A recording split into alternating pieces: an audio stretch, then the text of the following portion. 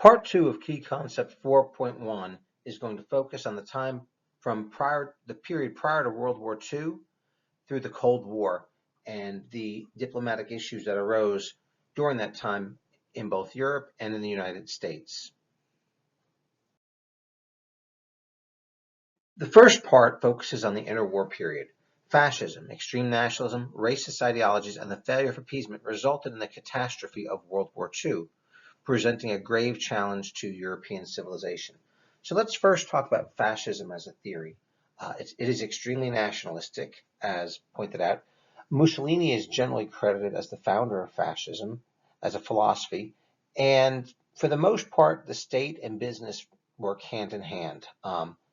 Everything for the state, nothing against the state. German fascism, known as Nazism, also included more racist ideologies, especially towards and against the Jews, but as well as other groups, as well as the Slavs, which were considered subhuman, and the Gypsies. As far as the two leading fascist states in Europe, there are both Italy and Germany. And as I said earlier, Mussolini was one of the founders of fascism in Italy in the 1920s. He capitalized upon the fact that Italy was in economic disarray because of World War I. There were numerous workers' strikes, and his black shirts went around basically as a bunch of thugs beating up communists and socialists, force-feeding them castor oil, burning socialist hall meetings, and so forth. But he did gain the power and was appointed as prime minister and eventually became known as El Duce. The Nazis began to grow in Germany in the 1920s, however, remained pretty much an extremist party until after Hitler's arrest Hitler's arrest for the Beer Hall Putsch. The Beer Hall Putsch basically led to this Hitler's arrest, where he wrote Mein Kampf, and his ideas became much more well known as a result of this. Furthermore, after the Great Depression, we're going to see the Nazis gain more and more candidates in office, and by 1932 they are over 30% of the Reichstag, and Hitler is appointed chancellor. But we're also going to see these fascist states rearm and expand. I'm going to talk about some reasons this was allowed. So first of all, before we talk about the actual rearming, there are multiple reasons why the Western powers allowed this to happen. First and foremost, French and British fears of another war. They just simply did not want to go to war. Additionally, the Americans had put themselves into an isolationist tendency and were also not willing to go to war. This was reflected in America not joining the League of Nations. Stalin at one point was looking for allies against Hitler, and the West would not work with them. And there was a distrust between communist nations like the Soviet Union and the capitalist nations in the West. Quite frankly, most Western powers didn't know what was worse, Nazism or communism. There are a few other reasons as well, one of them being that by the 1930s there were some real doubts about the fairness of the Treaty of Versailles. In fact, it was even said when Hitler occupied the Rhineland, one British diplomat remarked, trying to stop them would be like telling someone they can't go into their own backyard. And so we'll see this, more objective look at the Versailles Treaty by a lot of Westerners thinking this as well. And then finally, the Western powers had their own issues. While the Great Depression did not affect France and Britain as much as it did Germany, it still did affect Britain and France.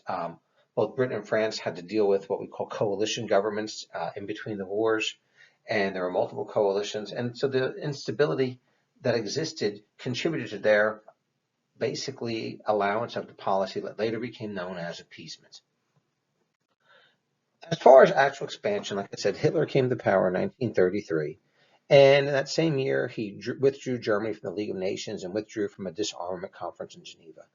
Quite honestly, he did this stuff really just for attention, but a majority of Germans who even those that did not support Hitler found his stance against Versailles to be comforting, and they encouraged it and applauded it.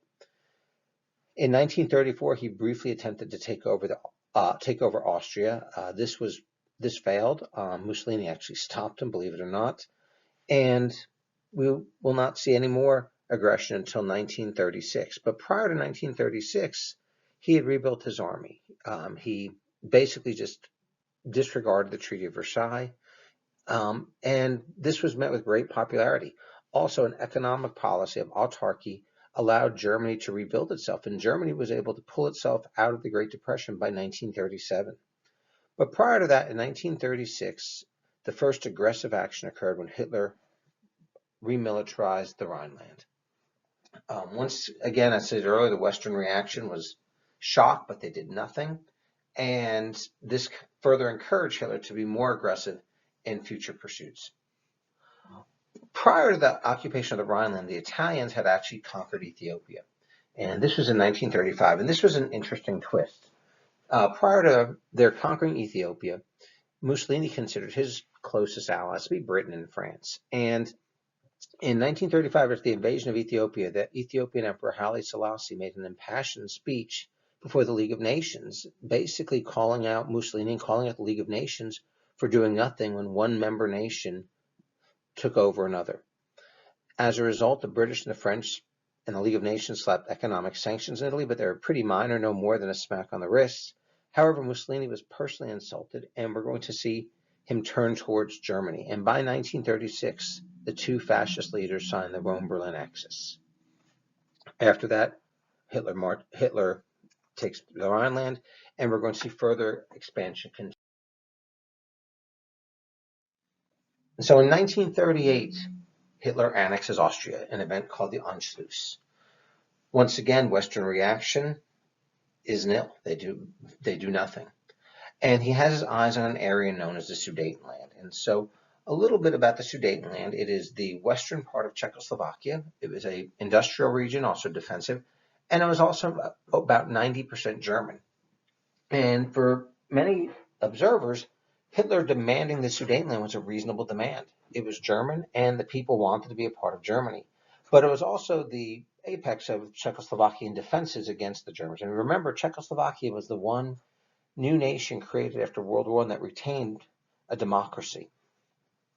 The tension grew so high that Mussolini called a conference known as the Munich Conference in 1938, and it was attended by Mussolini from Italy, Hitler from Germany, Neville Chamberlain from Britain, and Edward Daladier from France.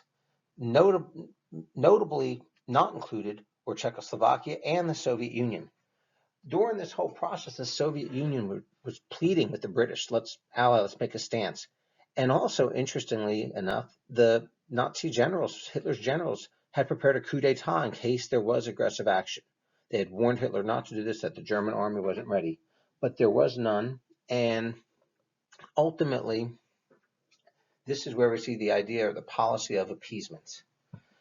Hitler gets to keep the Sudetenland. In turn, he promises no more territorial ambitions. Neville Chamberlain returns to Britain to say, we have found peace in our time.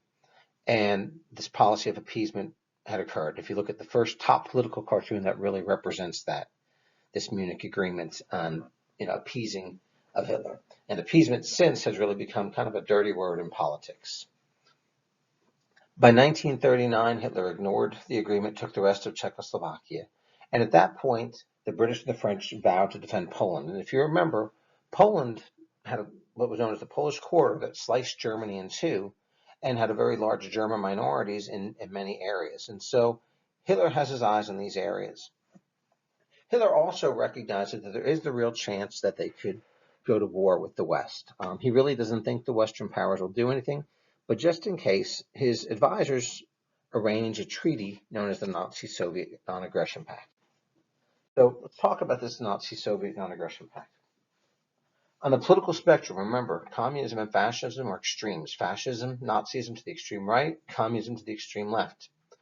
Furthermore, Stalin was not a stupid guy. As leader of the Soviet Union, he knew that Hitler thought of the Slavs as subhuman.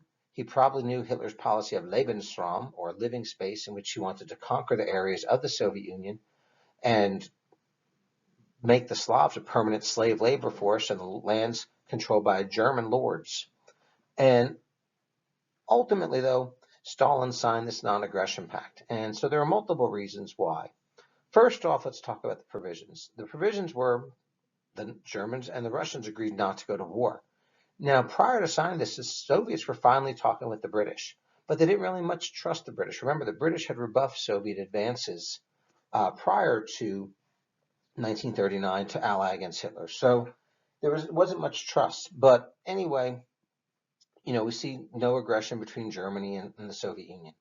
Secondly, though, a secret provision provided for the splitting of Poland. Germany would get the western part, and the Soviet Union would take eastern Poland. Furthermore, another secret provision called for the splitting of Eastern Europe into spheres of influence. The northeastern states of Europe, including Lithuania, Latvia, Estonia, and Finland, would be in the Soviet sphere, and the southeastern states, including Hungary, Romania, and Bulgaria would be in the German sphere. Ultimately, Stalin simply annexed Lithuania, Latvia, and Estonia and fought the brutal Winter War against the Finns, when, while not taking over Finland completely, was able to defeat them in this small war. The results. Now, what about Hitler? Why did Hitler sign a pact with his archenemy? And there's a couple of reasons for this. Most importantly, Hitler felt that, that it would basically avoid a two-front war. Once again, he really didn't think the British and French were going to go to war, but just in case. But what about Stalin now? Why did Stalin sign this pact? Stalin signed it for a couple of reasons. Number one, he didn't trust the British. Number two, he wanted to gain a buffer, which is what Eastern Poland and Eastern Europe gave him. And number three, he needed to buy time. He had just killed many of his top generals, and the Soviet Union was unprepared militarily to go to war with Germany. And thus, on August 31st, 1939, German soldiers posed as Polish soldiers created a border incident. And on September 1st, 1939, World War II began. And so, once again, on September 1st, 1939, Germany invaded Poland, began its blitzkrieg tactics against the Poles. These tactics, known as lightning warfare, included tanks, planes, massive onslaught, and the Polish cavalry fought bravely, but really didn't stand much of a chance against Germany. By the middle of September, the Soviets entered from the eastern side, and by the end of September, Poland ceased to exist. As far as Britain and France, they had declared war at this point, and the period between September of 1939 and April of 1940 is called the Phony War or the Boer War or the Sitzkrieg. Basically, the sides were getting ready to go to war, and there was no actual fighting. But we will see the fighting begin in April of 1940 when Germany attacks Denmark and Norway. Why Denmark and Norway? Germany remembered the defeat in World War I and the British blockade. By taking Denmark and Norway, they were able to control the seas. In addition to that, we're going to see them go into France, and we'll continue with that in just a minute. But I want to talk next about Japan's attacks on Asia and the Pacific.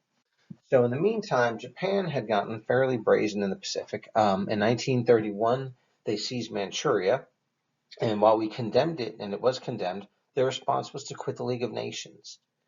In 1937, they actually just went to war with China, and this is going to be really the start of World War II, but it wasn't yet fought worldwide. It was really just between Japan and China through 1939. In the meantime, by 1940, the Japanese signed the Tripartite Pact with Germany and Italy, and thus during the World War II, they become known as the Axis powers.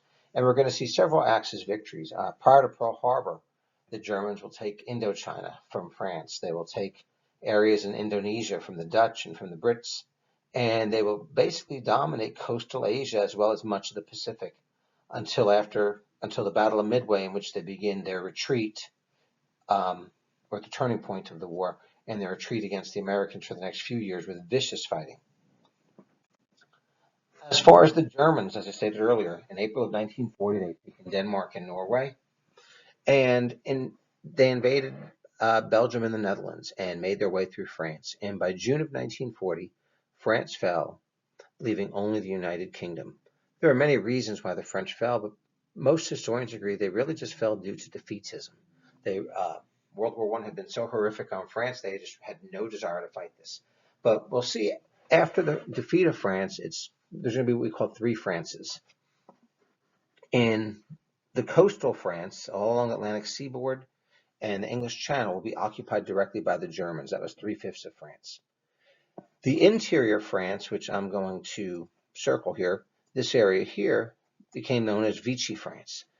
Technically, this area was independent. It was actually controlled. The head of this was the General Pétain, World War I hero. But although technically independent, they were collaborationists with the Nazi regime and stuck with them.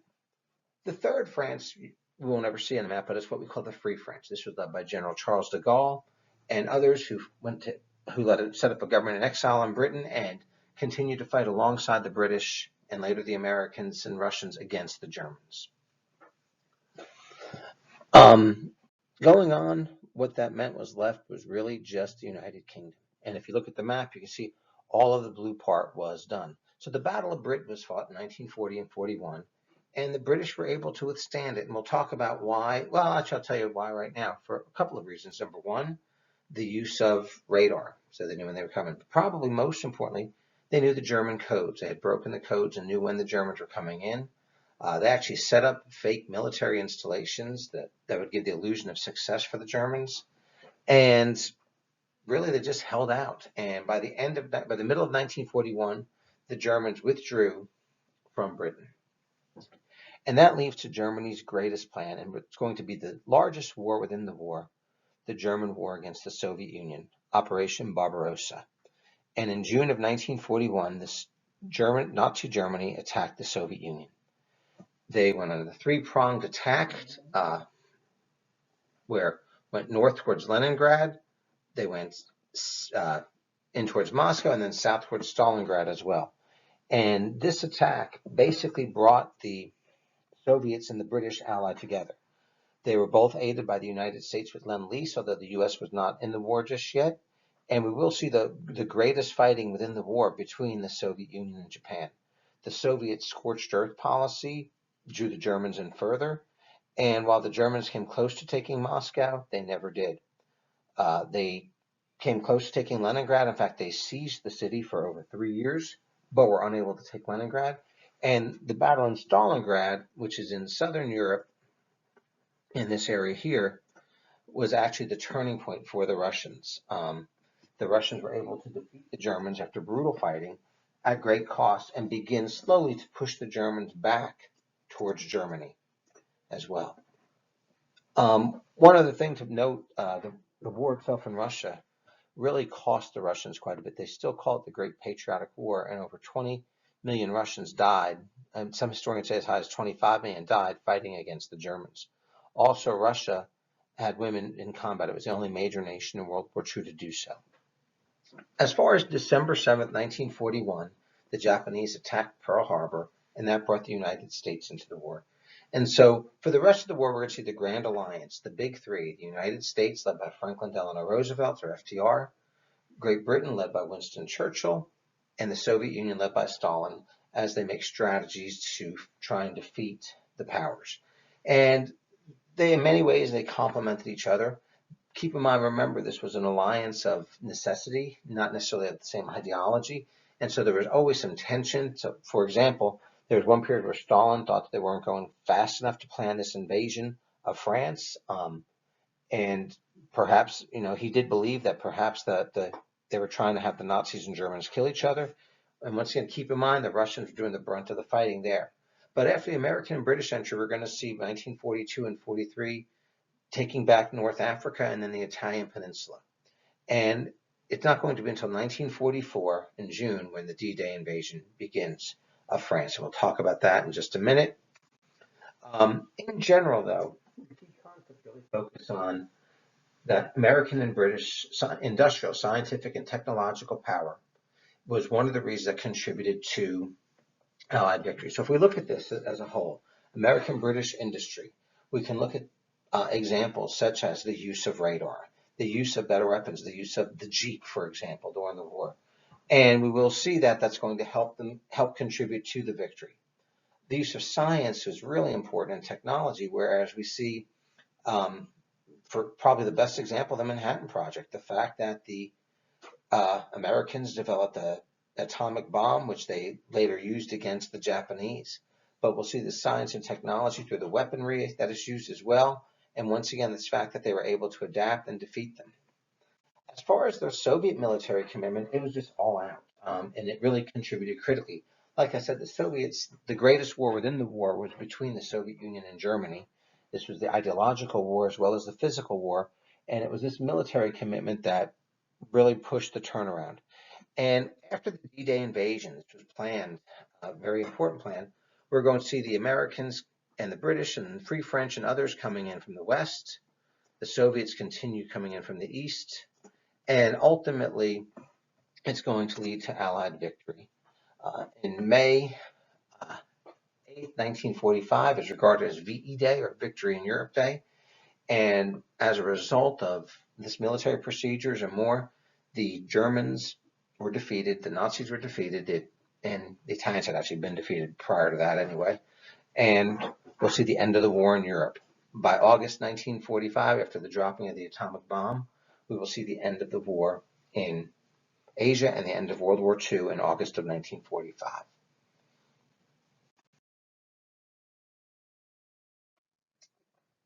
During the German occupation of Europe, Nazi Germany, fueled by racism and anti-Semitism, had essentially begun a new racial order, a new world order in Europe.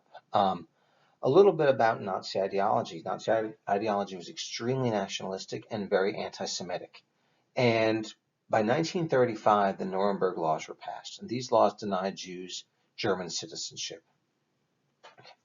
Many Jews at this point chose to leave Germany, or tried to leave Germany. Many figured they would weather the storm. But in 1938, we'll see Kristallnacht, a giant pogrom organized by the Nazi Party. Many Jewish synagogues and shops were burned. Many people were arrested. And we're going to see these ideas. And so a little bit about these racial theories. The Nazis believed that they were the master race, this mythical Aryan race that really doesn't even exist.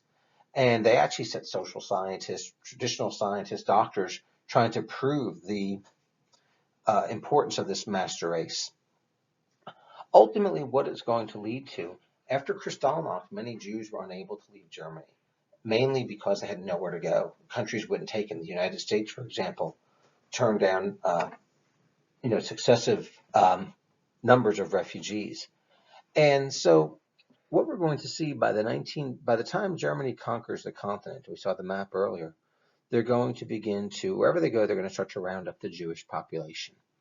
And with this Jewish population, they'll round them up first, have them register, go in ghettos, and ultimately into concentration camps.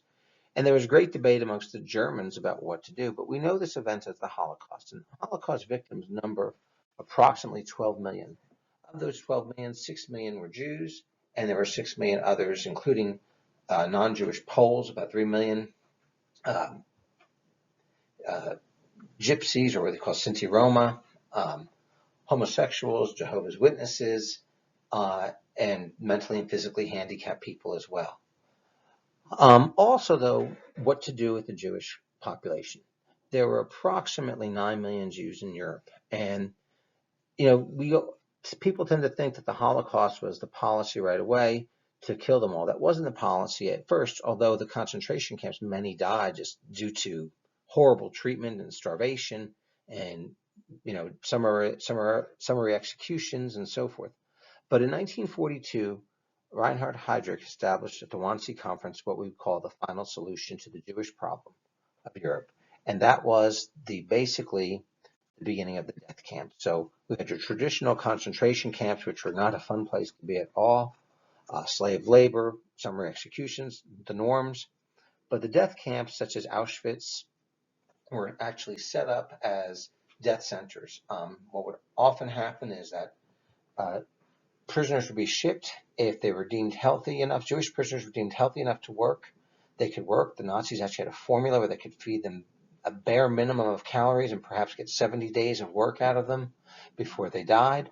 Those that were too weak to give them that much work were sent immediately to the gas chambers, where Zyklon B, gas produced by IG Farben Company, was used in mass numbers to kill the Jewish population.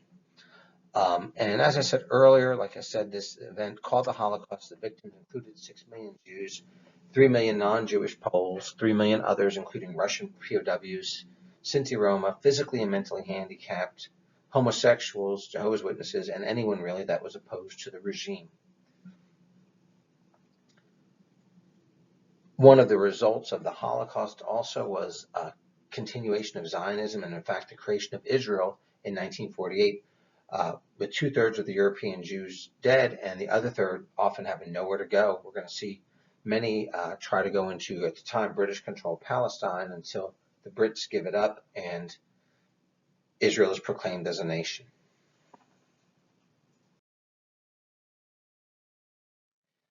At the end of World War II, we're going to see a Cold War develop between the liberal democratic West and the communist East. And this war is going to really last until about 1990, 91. Really 89 is the year I would say at the end of the Cold War when the Berlin Wall came down. But a little bit about this. As I said earlier, this alliance between the Soviets and the Americans and British was really an alliance of convenience. They had very different approaches to what they wanted to happen. And there were efforts to maintain cooperation. For example, the creation of the UN. And even with the UN, you have the General Assembly, where each member nation gets a vote, and then you have the Security Council with 5 permanent members, including the United States, Soviet Union, now Russia, Britain, France, and China, that have the veto power that maintained a good control over the UN, good amount of control. But there were just tensions about what to do, and very deep-seated tensions that are going to lead to what we call the Iron Curtain. And so in March of 1945, the US and the Soviet Union are allies fighting against the Nazis. In March of 1946, Winston Churchill makes his famous Iron Curtain speech. From Stettin in the Baltic to Trieste in the Adriatic, an Iron Curtain has descended across the continent of Europe. And we're going to see continued very different goals for Germany and Eastern Europe. In defense of the Soviets, they did not want a strong or united Germany. That was a real fear. The Germans had, invaded the Soviet Union or Russia, twice in the previous 35 years, had gone to war, resulting in the death of millions. They did not want a strong. They also wanted friendly borders. One of the agreements that the Russians made at Yalta with the Americans was that they would allow free elections in Poland and Eastern Europe, but the governments had to be friendly to the Soviet Union, leading many to speculate, what did Stalin mean and did FDR know? But ultimately, for Stalin, a non-communist government wouldn't be a friendly government. And so we see that, this continues. And then what to do about occupied Germany. Another agreement that had been made at Yalta was that Germany had been divided into 4 occupation zones, the Americans, British, French, and the Soviets. The Soviet zone was in the eastern part of Europe, and within the Soviet zone was the city of Berlin, also divided into 4 occupation zones. And it's going to be the city of Berlin that's going to lead to some of the more intense Cold War crises. And one of the most important was the Berlin blockade and airlift in 1948 and 49. This Berlin blockade and airlift that took place, the Soviets were trying to starve out Berlin due to the Western zones merging their currency. As the Western zones began to do this and the land routes were cut off, the Western powers started to fly food and coal and supplies, baby formula, into West Berlin. And the Soviets could have attacked them, but did not. And ultimately, by 1949, the Soviets are going to call off the Berlin blockade. One other thing, and this really applies almost more to U.S. history, but this is really going to set in line the policy of containment. Containment, the official name of the Truman Doctrine, began when communist revolts in Greece and communist influence in Turkey threatened for those countries to become communist, and the U.S. sent millions of dollars in aid. And containment will be the Cold War policy that the U.S. is going to follow that will basically allow communism to exist where it exists, which was in Eastern Europe. The Americans recognized that the only way to prevent Eastern Europe from being communist was to go to war with the Soviet Union, which they were not willing to do, and as evidenced by the Berlin airlifts. And the Soviets themselves did not want war either. And so after the airlift, we are going to see the formation of 2 Germanys, West Germany, which will become allied with the West, and East Germany, which will be allied with the Soviets. In addition, we're going to see the creation of NATO as a Western alliance in 1949. An attack on one member nation would be an attack on all. And in the Soviet response to NATO in 1955, after West Germany joined, was the Warsaw Pact. And so we'll see these 2 rival alliances, much like the Triple Alliance and Triple Entente, that are going to be rivals in Europe. We're also going to see economic influence of the Soviets in Eastern Europe called Comecon. And think of Comecon in many ways as a mutual assistance of economics between them, most of what we call the satellite nations, Poland, East Germany, Czechoslovakia, Hungary, Romania, Bulgaria, and Albania, are going to be influenced by the Soviet Union. And economically, we're going to see 5-year plans to build up industry. We're going to see collectivization of agriculture. We're going to see the government controlling production and quotas and so forth, and very limited private property. Politically, in these nations, we're going to see dictatorships with monopolies by the communist parties. And this will continue throughout until 1989 and the end of the Cold War. The Cold War on a global stage, we're going to see many different things happen. Number one, we're going to see different propaganda campaigns. This one here is an example in the United States, I believe, during the 50s, worrying about the takeover by the Soviets and what would happen to the Americans under communism. Another American one, which I particularly like, is your washroom breeding Bolsheviks. And this was about just different, Russian products that could be, not to use these Russian products, and, trying to warn of the communist threat, even from just the bathroom. And it was also an advertisement for Scott tissue towels. And this is a Soviet poster which states, in capitalist country, no workers' rights, on the left. In socialist countries, the right to work. And so we'll see these propaganda campaigns not only spread within their respective countries, but spread into other countries, into what they call third world countries, for continued influence in these areas. Particularly in oil-rich Middle East, we're going to see the U.S. and the Soviets vying for influence. We're also going to see a number of covert actions during the war. Spy missions. So a good example of a covert action here would be the U.S. Had this new spy plane called the U-2, which could fly above so high that it wouldn't be picked up by radar. And however, in 1960, one was shot down. The American pilot survived, and it actually led to the first end of the first thaw in the Cold War, and kind of a resumption of tensions that began during that time period. We will also see some limited hot wars with the Cold War. Korea, Vietnam are two such examples of that. And ultimately, while the Soviets and the Americans never fight each other, they are fighting others on the ground. Like I said, we fought in Korea against the North Koreans and the Chinese. We fought in Vietnam against the North Vietnamese. The Soviets fought in Afghanistan against the freedom fighters as well. And then lastly, we're going to see the creation of the arms race, leading eventually to the idea of mad or mutually assured destruction. By 1949, the Soviets created their own atomic bomb. In 1953, both superpowers created a hydrogen bomb. And by 1950, and by the end of the 50s, there were ICBMs aimed at each other. We'll also see continued issues over Berlin, such as the building of the Berlin Wall in 1961, the Cuban Missile Crisis in 1962, which are going to continue to up tensions between the two superpowers.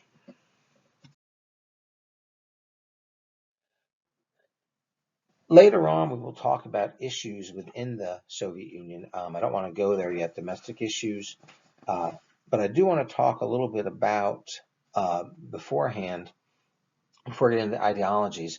I want to talk about what led to the end of the Cold War. And so, throughout, like I said, after the U-2 incident, tensions heated up between the Soviets and the Americans.